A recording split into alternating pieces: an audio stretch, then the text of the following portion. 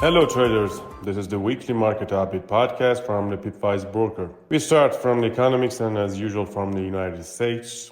Last week we had a mixed bag of data out of the United States. First, we had the ISM Manufacturing PMI on Monday, which edged higher to 47.2 in August from the November 2003 low of 46.8. Even though the report missed market expectations and reflected to a first monthly contraction in the US factory activity, but on the price front, the costs rose faster and firmly above market expectations, and this helped the US dollar regain some ground.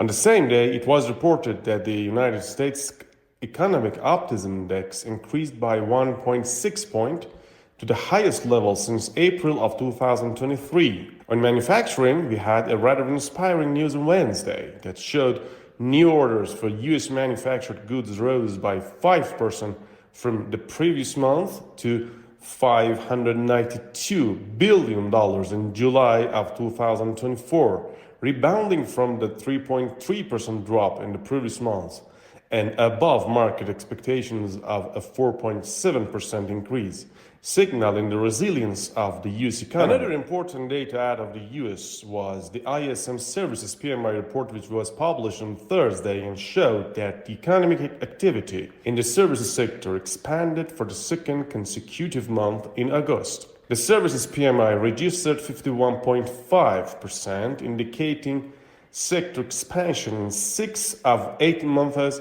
in 2024.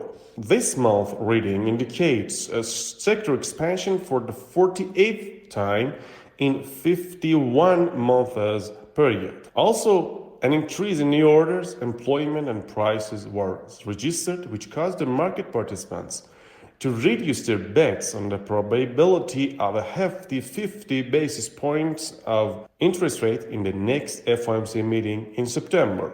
About the all-important American job market, the job opening and labor turnover report on Wednesday showed that the number of job openings fell by 237,000 to 7.67 million in July, reaching the lowest level since January 2021 and below market forecasts of 8.1 million. More, the number of job quits decreased to 3.27 million, the lowest level since September of 2020, from a downwardly revised figure in June. This shows clearly that the employees are having less leverage to push for higher wages, and this is a good news for FOMC doves. But on Thursday, the initial unemployment claims report showed that in the week ending August 31st, the initial claims was 227,000, a decrease of 5,000 from the previous week's revised low. Also, the 4-week moving average was 230,000,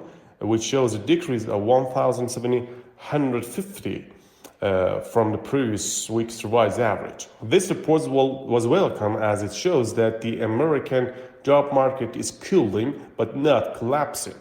Finally, on Friday, we received the much-awaited NFP report which showed that the US economy added 142,000 jobs in August, more than a downwardly revised 89,000 in July, but below forecasts of 160,000. Meanwhile, July figures were revised lower by 25,000 and June by 61,000. The other and better parts of the reports indicated that wage growth accelerated to 0.4% month-on-month and the unemployment rate edged down.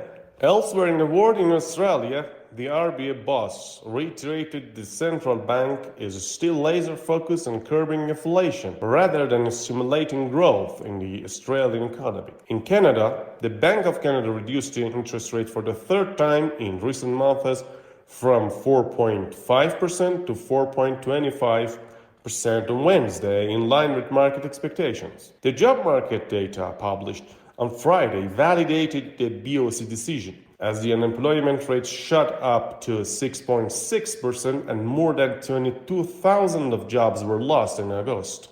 In the geopolitics arena, in Gaza, the negotiations are still continuing, but seemingly without any tangible results. In Ukraine, it was reported that Iran has sent more than 300 short-range ballistic missiles for Russia. Even though the Iranian foreign minister spokesperson denied the reports, Ukrainian army officials threatened Iran that this action will have dire consequences for the Islamic Republic.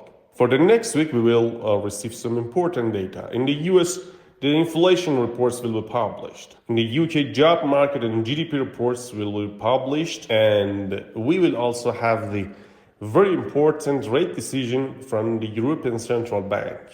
Good luck.